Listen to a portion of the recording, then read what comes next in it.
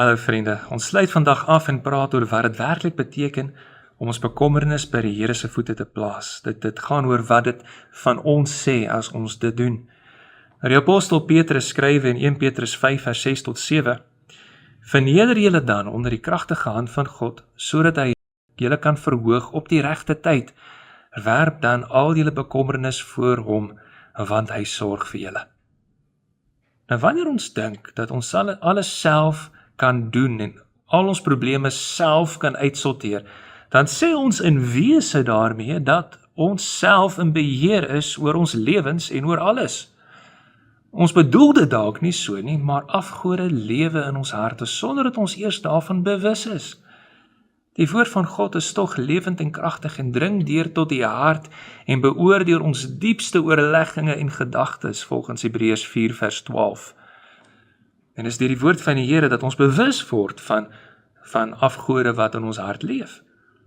Nou wat moet ons doen as die Here deur sy woord, deur sy gees ons wys waar ons afgode is? Ons moet in gehoorsaamheid die afgode uit ons hart verwyder, en as daardie afgod vertroue en afhanklikheid van self is, dan moet ons dit ook uit ons harte uit verwyder. Dit sal in wese beteken dat ons onsself voor God neerwerp met die wete dat ons in eie krag en wysheid niks kan doen nie. Dit is wat dit beteken om onsself voor God te verneder. Dit beteken nie dat ons onsself sonder enige hoop of sekerheid ontbloot nie, maar dat ons onsself onder die kragtige hand van God onderwerp.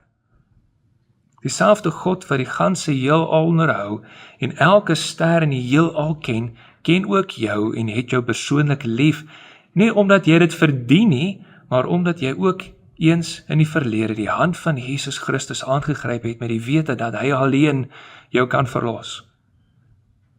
Indien jy nog nie die keuse vir Christus gemaak het, die dalk is vandag die dag. God wag vir sy verlore seuns en dogters met oop arms, soos ons in Jesus se gelykenis in Lukas 15 vers 11 tot 32 lees. Beteken dit, as jy jouself onder die kragtige hand van God verneder, dat hy jou dadelik sal help? Nee, nie altyd nie. God se verlossing is seker, maar God sal jou gebede op die perfekte tyd antwoord. Op die regte tyd sal God jou verhoog. Dit beteken dat jy geduldig en gelowig moet wag dat God tot jou hulp sal kom. En die manier hoe God tot jou hulp kom, sal jou baie kere verbaas. Intussen werp jy bekommernis en geloof op God. Jy is dalk nie sterk genoeg om dit alles te dra nie, maar God is versekerd sterk genoeg. God sorg vir jou en vir my elke dag van hierdie lewe, en hy het ons met sy hele hart lief.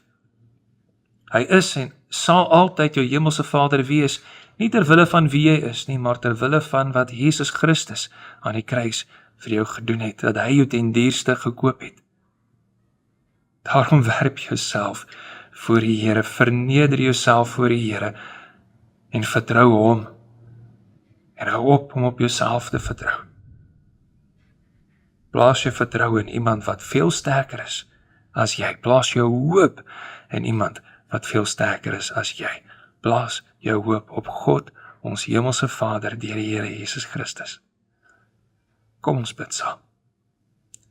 Almagtige God en hemelse Vader, Here ons God, help ons om op U te vertrou.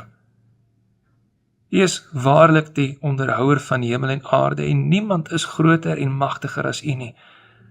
Ons het die wonderlike voorreg om deur Jesus U kinders te wees. Help ons om nie hoogmoedig van hart te wees nie, maar om onsself voor U te verneder en rustig te wag, dat U die uitkoms gee. Ons weet, U sal ons verhoog op die regte tyd. Amen.